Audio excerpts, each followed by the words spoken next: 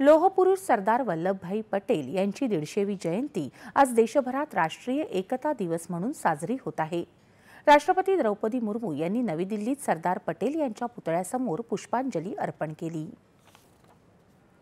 और इस समय लौह पुरुष सरदार वल्लभ भाई पटेल को पावन स्मृति को श्रद्धा सुमन अर्पित करती हुई भारत की माननीय राष्ट्रपति महोदया श्रीमती द्रौपदी मुर्मू जी। सरदार पटेल यांच्या जयंतीनिमित्त राष्ट्रपतींनी जनतेला शुभेच्छा दिल्या आहेत। सरदार पटेल हे महान देशभक्त, दूरदर्शी नेता आणि राष्ट्रनिर्माता होते। अतूट संकल्प, दुर्दम्य साहस आणि कुशल नेतृत्वाने त्यांनी देशाच्या एकीकरणाचं ऐतिहासिक कार्य केलं।